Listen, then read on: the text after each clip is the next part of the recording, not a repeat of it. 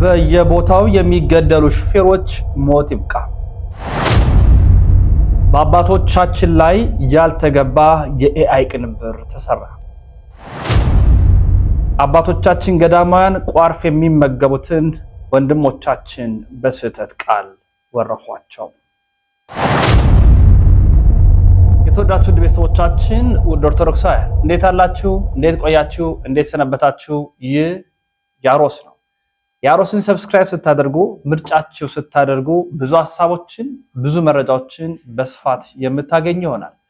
መረጃ ጉልበት እንዲኖረው ላይክ በማድረግ ቤተሰብ እንድትሆኑ እንመኛለን። ሐሳብ አስተያየቶቻችሁን እንድትሰጡን እንሻለን። ዛሬ እንግዲህ በርካታ ያሉ ሐሳቦችን ነው የምናመጣው፣ የምናሳያችሁ ነገሮች ይኖሩናል። በቅድሚያ ግን በአባቶቻችን ላይ ያልሆነ ስም የሰጡ ትክክለኛ ያለው ነገር የፈበረኩ ነው ብለው ሲሰሩ የነበሩትን አንድ ሁለት ፎቶዎችን ላሳያችሁ። የመጀመሪያ ፎቶ አባ ሕፃን ላይ የተነሳ ፎቶ ነው። በአባ ሕፃን ላይ ምን አይነት ፎቶ አቀናበሩ? ቆሞስ አባታችን በእሳቸው ላይ ያቀናበሩት ፎቶ ምን አይነት ፎቶ ነው? በስርዓት መነኩሴ ናቸው።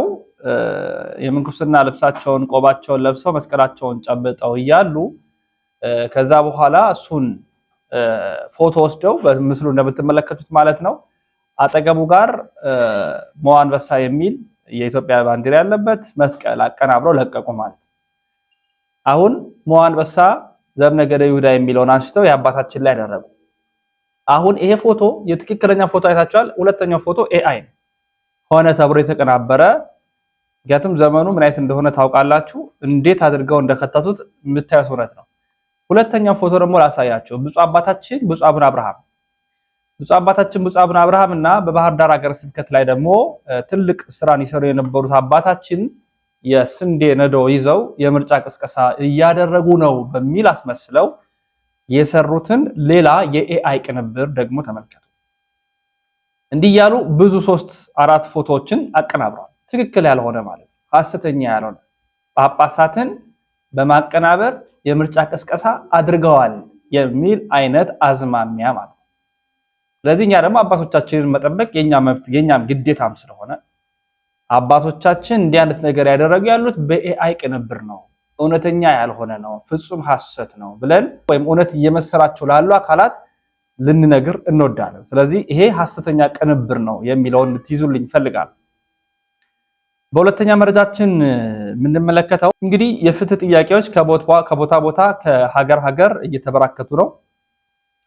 አሽከርካሪዎች ከፍተኛ የሆነ ሞት፣ ግድያ የቀረበባቸው ነው። የሹፌሮች ሕይወት ይከበር፣ ኢትዮጵያ የሹፌሮች ሞት ይቁም የሚሉ የተቃውሞ ድምጾች፣ በርካታ ሐሳቦች የተነሱ ይገኛሉ። ፍትህ ይጠይቃል። እንግዲህ እናት አባቶቻቸውን ለመጦር ቤተሰቦቻቸውን ለመጦር ልጆቻቸውን ለማሳደግ ሲሉ ሹፌሮች ሀገር አቋርጠው ዳር ድንበር አልፈው በጣም ብዙ ቦታዎችን ተሻግረው ይሄዳሉ። ሁላችንም እንደምናውቀው ይሄዳሉ። በዛ መካከል የሚገጥማቸው ነገር አለ። አሁን ለምሳሌ መኪና ሙሉ ሰው ታገተ፣ ሹፌሩ ተገደለ፣ መኪናው ተወሰደበት፣ ይሄን ያህል ገንዘብ ተጠየቀበት የሚሉ ተደጋጋሚ የሆኑ ዜናና መረጃዎችን ለብዙ ጊዜያት ሰምተናል። አሁንም ያ ዜና እየሰማን እንገኛለን። ስለዚህ ሹፌሮች ደህንነት ያስፈልጋቸዋል፣ ጥበቃ ያስፈልጋቸዋል፣ መንገዱ ሰላማዊ እንዲሆን ይፈልጋል። ይህ የሹፌሮች ተቃውሞ በብዙሃኑ ዘንድ የተሰማ ነው፣ በብዙሃኑ ዘንድ እየቀረበ ነው። ዛሬም ስለ ሹፌሮች ድምፅ እንሆናለን ሲሉ በርካቶች ተናግረዋል። ይህንን አንዳንድ የፖለቲካ አባላት የሆኑ ፓርቲዎችም ድምፃቸውን ሲያስተጋቡ ሰምተናል። አሁንም ፍትህ ለሹፌሮች እንላለን እንጠይቃለን። እንግዲህ በመረጃ ከያዝኳቸው ጥንክሮችን ቅድሚያ ላሰማችሁ ብዬ ነው ወደ ዋና የቪዲዮ ጥንክሮች ከመሄዴ በፊት። ሌላው ከጋዜጠኛ ሶፎንያስ ጋር የተገናኘ መረጃ አቀርብላችኋለሁ። ጋዜጠኛ ሶፎንያስ በይፋ ይቅርታ ጠይቋል። በቅርቡም እንግዲህ የራሱን መረጃ አጋርቷል። ለረጅም ጊዜ ከሚዲያው ዓለም ርቆ የነበረው ጋዜጠኛ ሶፎንያስ ወደ ቤቱ መመለሱን አስመልክቶ በማህበራዊ ትስስር ገጹ ባስተላለፈው ልብ የሚነካ መልእክት መላውን የኢትዮጵያ ሕዝብና አድናቂዎች ይቅርታ ጠይቋል። ጋዜጠኛ ባስተላለፈው ስሜት ቀስቃሽ መልእክት ተመስገን ለቤቴ በቅቻለሁ፣ መድኃኔዓለም ስለማረኝ ለታላቁ ክብር ስላበቃኝ ደስ ብሎኛልም ሲል ተናግሯል።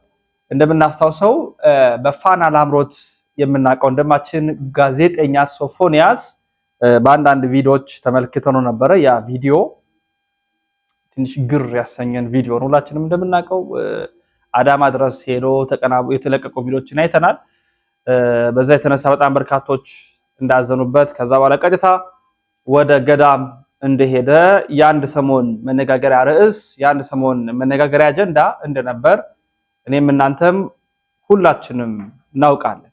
አሁን ግን ተመልሷል። እንግዲህ የገዳም ቆይታውን የጸበል ቆይታውን ጨርሶ ግን የአእምሮ ህመም እንዳጋጠመው ራሱ ተናግሯል። የአእምሮ ዲስኦርደር እንዳለበትና ሕክምና ላይ እንዳለ ልንሰማ ችለናል። ያው ሰው ነው። ሰው ሆኖ ምድር ላይ ያለ መላካዊ ባህሪን ሙሉ ሊያሳይ የሚችል ሰው ስለሌለ ከብረት ዝገት ከሰው ስተትም አይጠፋም። ስተትን አምኖ መመለስ ነው ዋናው ጉዳይ። አምኖ ተመልሷል። በጸበል ተጠምቋል። ንስሐ ገብቷል። ተጸጽቷል።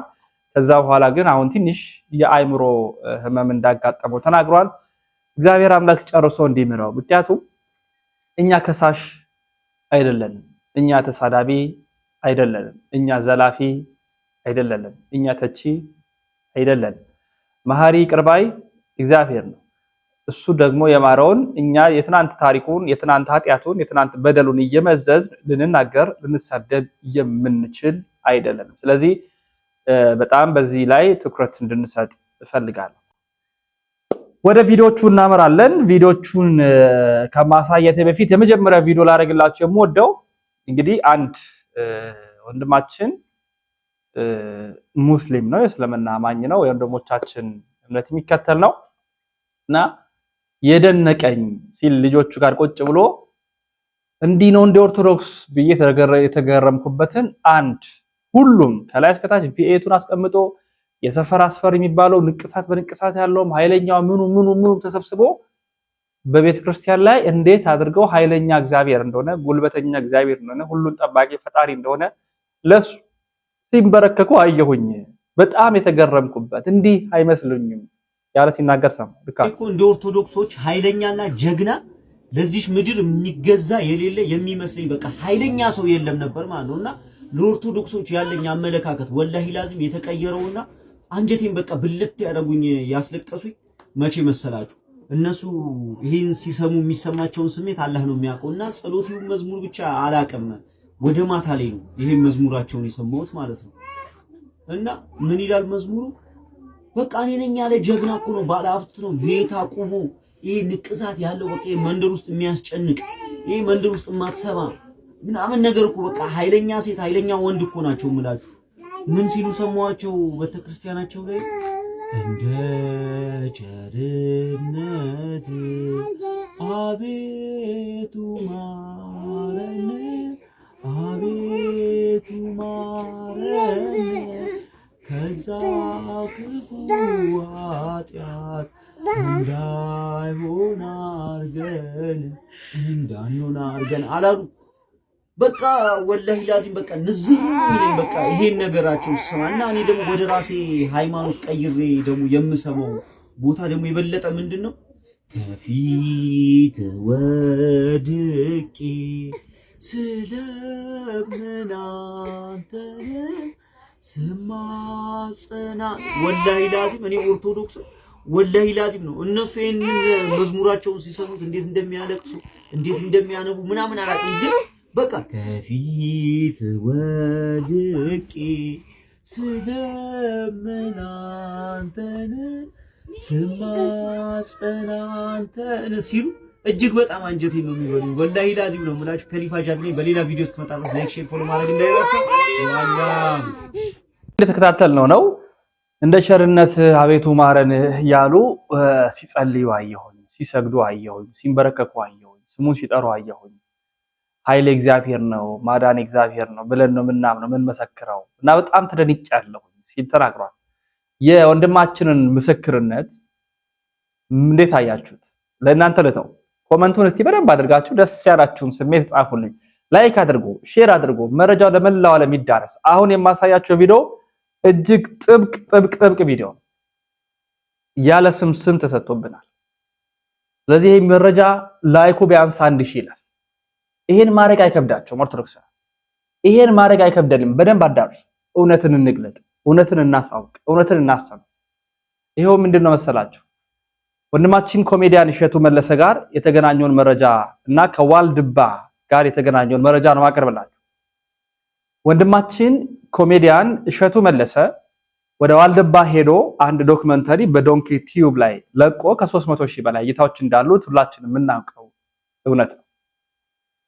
ዋልድባ ላይ ሁለት የገዳሞች አሉ። ማለትም ሁለት ገዳም ስላችሁ ገዳሙ አንድ ነው፣ ግን የወንዶችና የሴቶች ተብሎ የአባቶች የእናቶች ተብሎ ይከፈላል። የእናቶቹ ዳልሻ ኪዳነ ምህረት የሚባለው አለ፣ የወንዶች የአባቶቻችንም ደግሞ አለ። ወደ ሁለቱም ሄዶ ምንድነው የተቸገራችሁ ሲል ውሃ ብለዋል። ሙሉ ዶክመንተሪውን ቪዲዮን ስላያችሁ ብዙ አላነሳበት።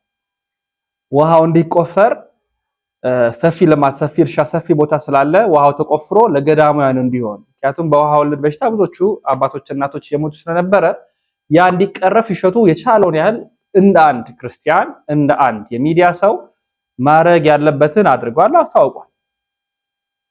ከዛ በኋላ እንደው አባቶቼ ምንድነው የምትበሉት የምትጠጡት ብሎ ጠየቀ። ምን በላው አሉት። ይሄንን ነው ብለው ሰጡት። ምንድነው? ቋርፍ። ቋርፍ ከጥሬ ሙዝ የሚሰራ ቪዲዮን አሳያችኋለሁ።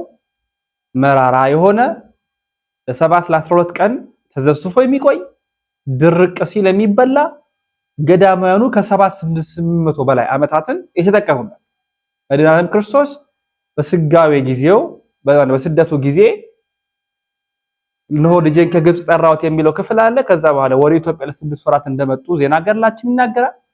ከመጡ በኋላ መተው ባርከውታል ከመቤታችን ጋር ምኑን ያንን ዛፉን ፍሬውን ለብዙ ሺህ ዓመታት አባ ሳሙኤል ኋላ መተው ቅዱስ አባታችን ዋልድባን ገዳም ባርክልኝ ብለው በዓት ከመሰረቱ በኋላ ብዙ መናንያን ብዙ ገዳማውያን እናቶች አባቶች ብዙዎቹ ወደ ዋልድባ ይሄዱ ምንኩስና ይፈጸሙ፣ ስለ ሀገር ስለ ህዝቡ ስለ ሁሉም ስለ ራሳቸውም ጸሎት ያደርጋሉ። ምን እየበሉ? የቋርፍ ፍሬ። ማን ባረከው? ክርስቶስ ከድንግል ማርያም ከእናቱ ጋር። ያ ፍሬ መራራ ነው። እንዴት ነው የምትበሉት? ምንድነው የምትበሉት የሚለውን ኤክስፒሪየንስ ህዝቡ እንዲያውቅ፣ በዚህ እውነት ውስጥ ሆነው ክርስቶስን እንደሚሰብኩ ለእውነት እንደቆሙ እንዲያውቅ ወንድማችን እሸቱ ተመግቦ አሳይ። ያንን ቋርፍ በዋልድባ ምግብ የለም ቋርፍ ነው ያለው። በእስልምና ያለው አንዳንድ ሁሉም አይደለም፣ በነገራችን የተወሰነ አንድ ሁለት ሰው ነው ቪዲዮን ያየው። ከዛ ያ ቪዲዮ በጣም ቫይራል ወጣ። የሚበሉትን የአባቶች አይነ ምድር ነው አሉ። እግዚአብሔር ያሳያል። ከዛ በኋላ እንደዛ አድርገው ያለ ስም ለማሰጠት ማለት ነው። ስለዚህ ትክክል እንዳልሆነ አሁን ቪዲዮዎችን አሳያቸው። ለመጀመሪያው ቋርፍ ምንድነው ራሱ እስኪ ከአባቶቻችን አንደበት እንስማ።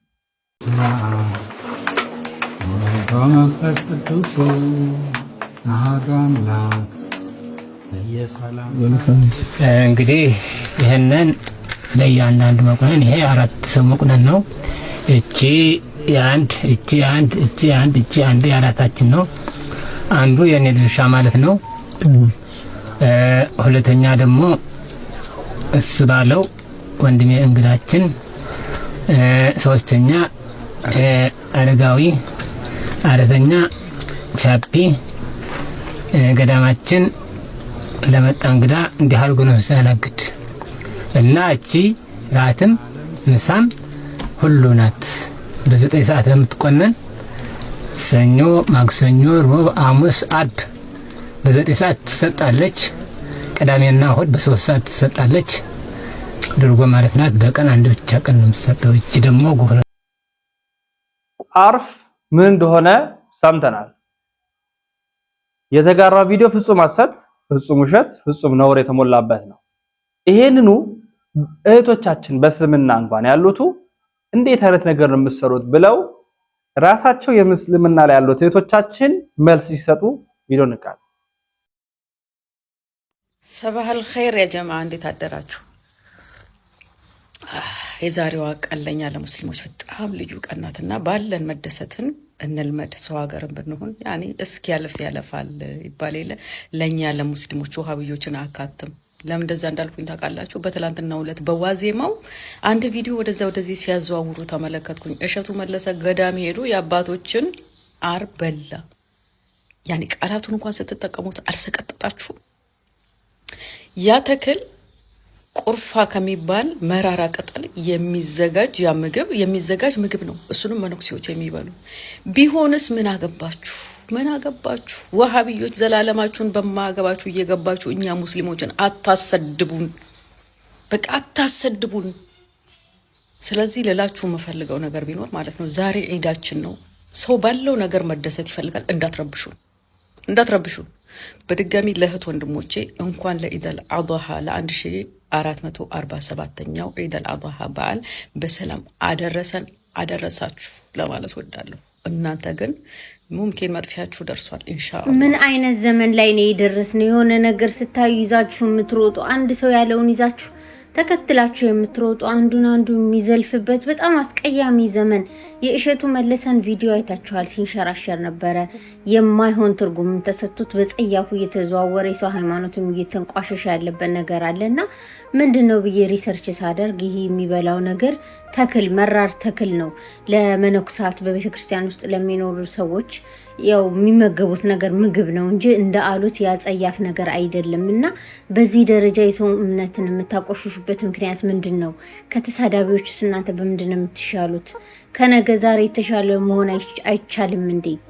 ቢያንስ በስልካችሁ እኮ ኪሳችሁ ይዛችሁ የምትዞሩ ስልክ እኮ ፕሮፌሰር ነው፣ ዶክተር ነው፣ መሐንዲስ ነው። ምንም ብትጠይቁት እኮ ኢንፎርሜሽን ይሰጣችኋል።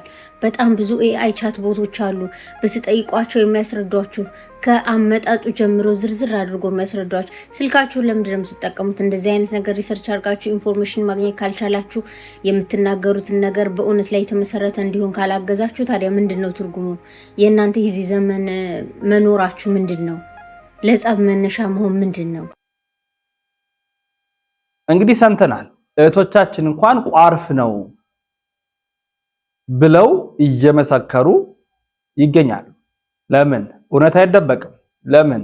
እውነት አይሸፈንም። እውነት ሀቅ፣ እውነት ነው። ለዚህ ደግሞ ወንድማችን እፎይ የሰጠውን መልስ ባስደምጣችሁ ደስ ያሰኘኝ። ንካት የአባቶች አር ነው ተብሎ የደረቀ አር ሲበላይቼ እኔ ብሞት አላደርግም። ከሞት ትድናለህ ወላ ለረጅም ሰዓት ነው ዝግር ብሎኝ ማለት ነው። አስሪ ነው ያስጠፋኝ። አረተው እንደዚህ አይነት ቪዲዮ ተገቁበት። ወል እንግዲህ እንደሰማችሁት ውባዮች እስከነ ተከታዮቻቸው ያያ ጭንቅላ ስላላቸው ማገናዘብ ስለማይችሉ የሐሰት ድራማ ፖለቲካ ይሰራሉ። እንግዲህ እሸቱ መለሰ የሚባለው ዩቲዩበር ገዳም ሄዶ የተመገበው የአባቶችን ካካ ነው የሚል ነው። ገዳም ውስጥ የሚመገቡት ካካ ነው የሚል የገዳም ስምን የማጥፋትና እንደዚህ አይነት ዘመቻዎችን ከፍተዋል። በጣም የሚገርመው ንጽጽር የሚሰሩት እንዳለ ለቀውታል ማለት ይቻላል። እንዲሁም ደግሞ ትልልቅ ኡስታዞች እነ ራማ ሚዲያን ጨምሮ እነ ሙራድ አጋርተውታል።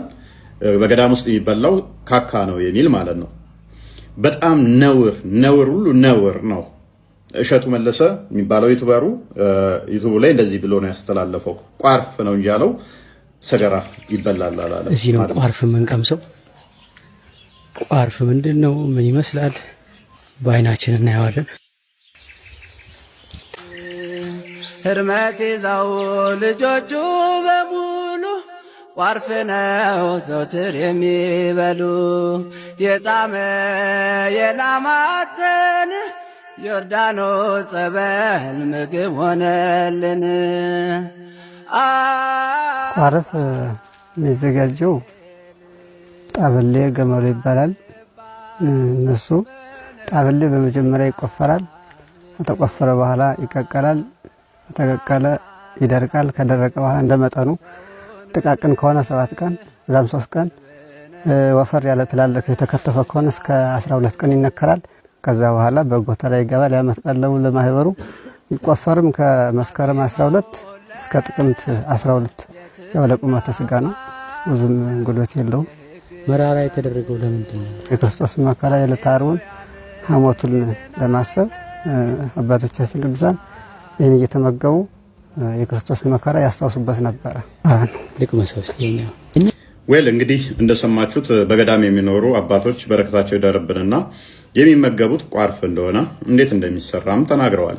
ቋርፍ ምንድነው? እንዴት ነው የሚሰራው? ይበልጥ ማብራሪያውን አድም ቋርፍ የሚባለው ታሪኩ ይሄ ነው። ቋርፍ የሚባለው ሁለቱም ነው ወይስ አንድ የቷን ቋርፍ ሰሊጥ ነው የሚሰራው? ይሄ ነው ይሄ ቋርፍ ነው። እንግዲህ ቋርፍ ነው። ምንድነው ቋርፍ የሚሰራው? ከምን ቋርፍ ይሄ ከሙዝ ከእንትና በናና ሳይበስል ገና ሳለ ተቆርጦ በእሳት ይቀቀላል፣ ተመልጦ ከፀሐይ ይደርቃል። ኋላ በትንሽ እንትና መልክ አድርገህ ነው የምትደርገው። እንግዲህ እንደሰማችሁት ነው። ታዲያ ይሄንን ከሙዝ የሚሰራን ቋርፍ የሚባለው በገዳም የሚመገቡትን ነው። አባቶች ገዳም ውስጥ የሚበሉት ሰገራ ነው፣ ካካ ነው እያሉ ዋብዮች፣ ያው ውባህዮች የሚሳለቁት፣ የሚዋሹት፣ የሚቀጥፉት።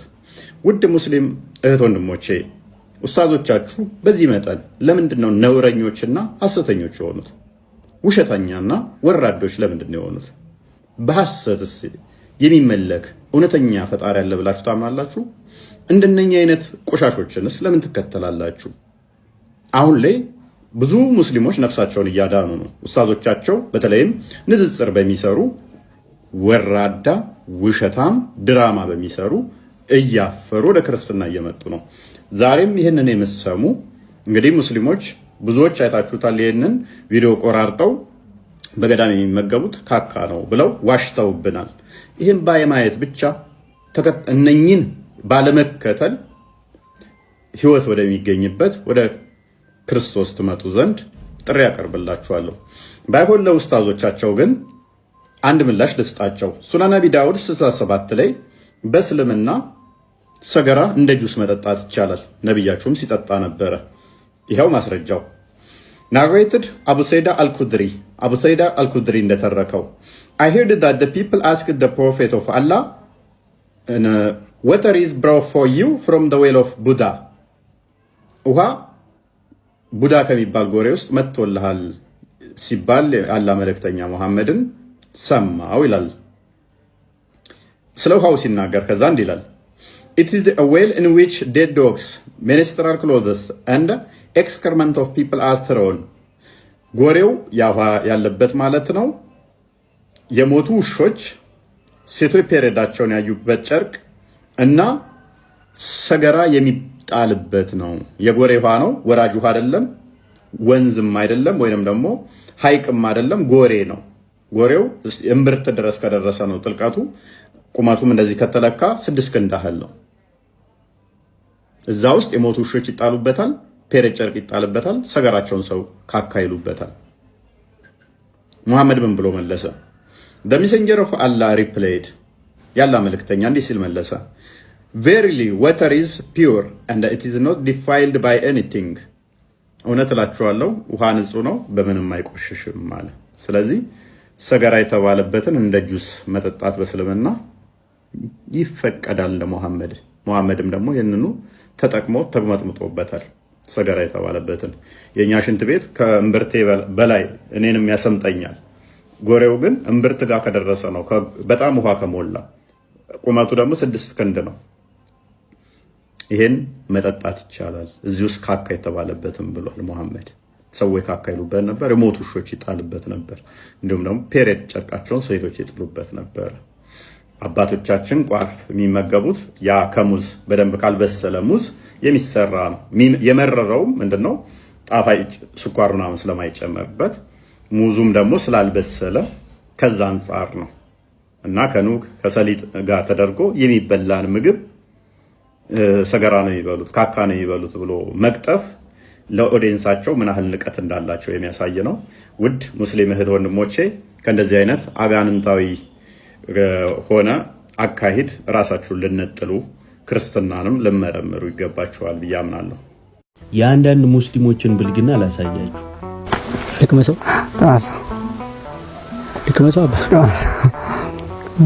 ምንም አይለኝም። ምንም ያባታችን የአባቶች ምንድን ያሉት ሰምታችኋል? ግልጽ አይደለም ቃሉ። ግልጽ ስላልሆነ ብቻ አን ስላሰማ ርን ትሞላበታለህ ማለት ነው። ለምሳሌ ከአንድ ሙስሊም ወንድሜ ጋር እያወራው አልል እችላለሁ። ርን ነው የሚሞላው ወይስ ላን ነው የሚሞላው? አላህም ለማለት አን የሚቀድመው፣ አርም ለማለት አን የሚቀድመው። ያላለቀን ፊደል ወይም ግልጽ ያልሆነን ፊደል ሞልተ የራስህን የብልግና ውጤት የአእምሮህን ውጤት መናገር በሰው እምነት ላይ እጅግ በጣም ብልግና ነው እና ያንተ አምላክ የሚከብረው በዚህ ተግባር ከሆነ እመነኝ ያንተ አምላክ የአእምሮ ውጤት ነው በአንተ የአእምሮ ውጤት የሚደሰትልህ ስለሆነ ማለት ነው።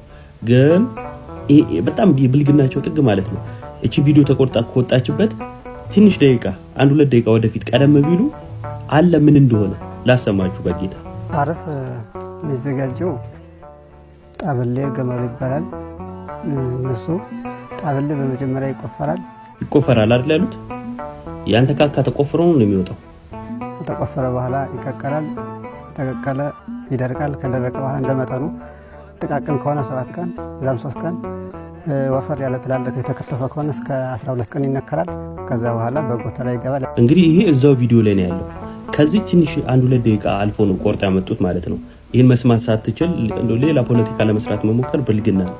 አንድ ግልጽ የሚያደርግላችሁ ሌላ ቪዲዮ ላሰማችሁ። ቋርፍ የሚባለው ታሪኩ ይሄ ነው። ቋርፍ የሚባለው ሁለቱም ነው ወይስ የቷን ቋርፍ? ይሄ ነው ይሄ ቋርፍ ነው። ቋርፍ ነው። ምንድነው ቋርፍ የሚሰራው? በከምን ነው ቋርፍ? ይሄ ከሙዝ ከእንትና በናና ሳይበስል ገና ሳለ ተቆርጦ በእሳት ይቀቀላል። ተመልጦ ከፀሐይ ይደርቃል። ኋላ በትንሽና መልክ አድርገህ ነው የሚደረግ። ሙዝ ሳይበስል ያለው ማለት ነው። ይሄ እኔ ያደረጋችሁ ትልቅ ብልግና ነው እና ከእንደዚህ አይነት ብልግና ውጡ። ስለዚህ ሁለቱም ቪዲዮ በቃ ቪዲዮን ካያችሁ አሁን እንደውም እግዚአብሔር ይመስገን በአንድ ቆኑ መድኃኔዓለምን አመሰግናለሁ። በምን አንግል በሉ እነሱ ስም ለማጥፋት ነው የሄዱት። ግን ሆኖ የተገኘው ምንድነው? ቋርፍ ምን እንደሆነ አለማወቅ። አሁን ሁሉም ገብቶ ሰርች ያደርጋል። ሁሉም ገብቶ ቪዲዮ ያያል።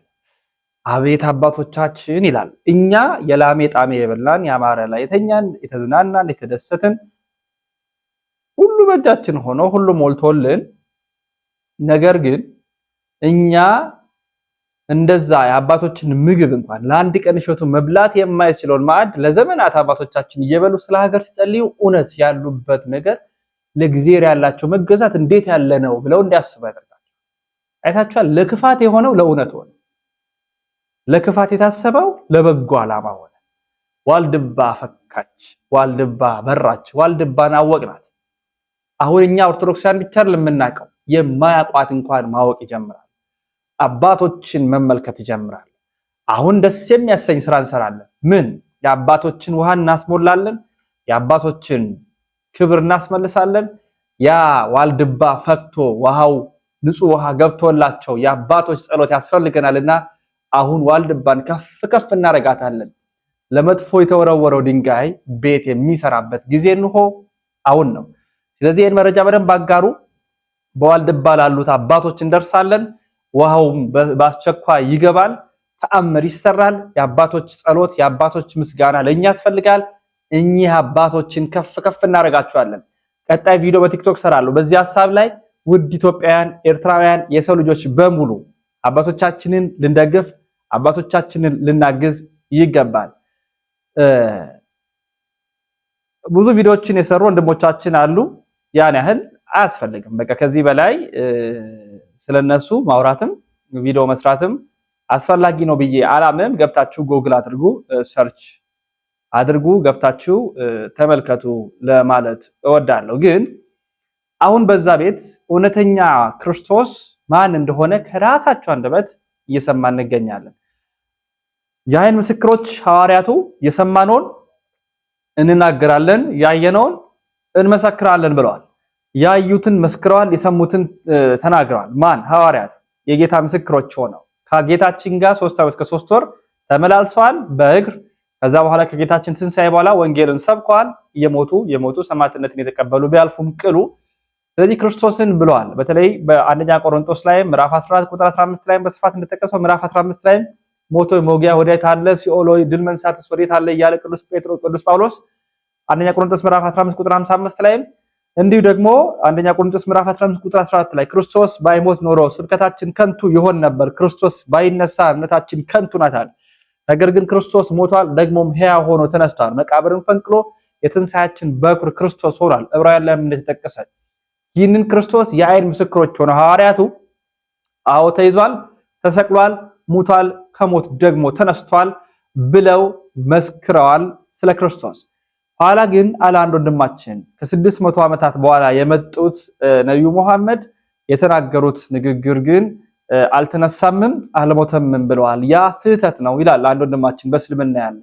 እውነተኛው ምስክር ማን ነው? ሐዋርያቱ ወይንስ ኋላ የመጡት አባት? በማለትም ያነጻጽራል። ፍርድ ቤት አንድ ሰው ቢሄድ የሰማ ሰው ወይ ከጊዜ በኋላ የመጣ ሰው የሚሰክረው ነው እውነት የሚሆነው ወይንስ የዓይን እማኝ ሆኖ የቀረበው ነው ሲልም ይጠይቃል። ቆም ብለን እናስብ። ሙሐመድ የክርስቶስ ኢየሱስን ሞትና ትንሣኤ ለመካድ ሲፈልግ ወማ ቀተሉሁ ወማ ሰለቡሁ አለ። አልገደሉትም አልሰቀሉትም አለ። ነገር ግን ያዩ የሰሙ በቦታው የነበሩ ሐዋርያት ስለ ክርስቶስ ሞትና ትንሣኤ ሲመሰክሩ እኛስ ያየነውንና የሰማነውን ከመናገር ዝም አንልም አሉ።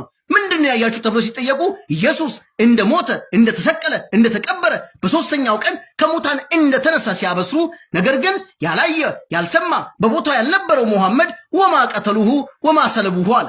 አልገደሉትም አልሰቀሉትም አለ። እንግዲህ ማን ነው ትክክለኛው ምስክር? በቦታው የነበሩ ያዩቱ የሰሙቱ ሁኔታውን ሲከታተሉ የነበሩ ወይንስ ከዘመናት ልዩነት በኋላ መጥቶ ያልነበረ ያላየ ያልሰማው ሙሐመድ? የትኛው ትክክለኛው ምስክር ሊሆን ይችላል? እንግዲህ ፍርድ ቤት ሄዳችሁ ችሎት ፊት ስትቆሙ ምስክር ሊሆን የሚችለው ያየ የሰማ በቦታው የነበረ እንጂ ያላየ ያልሰማ በቦታው ያልነበረ ምስክር ሊሆን ፈጽሞ አይችልም። ዛሬም እንዲህ እንላለን፣ እኛስ ያየነውንና የሰማነውን ከመናገር ዝም አንልም። ሐዋርያቱ ኢየሱስ እንደሞተ እንደተቀበረ እንደተነሳ ሲመሰክሩ፣ ነገር ግን ከኋላ የመጣ እንደሚባለው ከኋላ የመጣው ሙሐመድ ሞቱንና ትንሣኤውን ሸምጥጦ በመካድ ሰዎችን ወደ ሞት እየነዳ ይገኛል።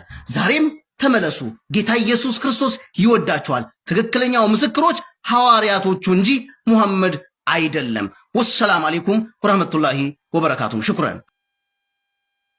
እውነትን እንሰብካለን፣ እውነትን እንገልጣለን፣ እውነትን እናስተምራለን። ወደ ቀጣይ መረጃችን ስናመራ ሊቀ ሊቃውንት እዝራ አዲስ ደሞዛቸው ስንት ነው? ጻፉላችሁ አይደለም ዝም ያልኩት። ምን ይመስላችኋል? ይሄን ሐሳብ ያነሱት አንድ አባታችን ሊቀ ሊቃውንት ናቸውና አዲስ አበባ ላይ አሉ ቢያንስ አንድ ዲያቆን 24000 ይከፈለዋል። አስተዳዳሪ ደግሞ ከሆኑ ከ50,000 እስከ 60,000 ይከፈላቸዋል። የደብረ አለቃ ከሆኑ ሊቀ ሊቃውንት ስንት ይከፈላቸዋል ብለው ጠየቁ።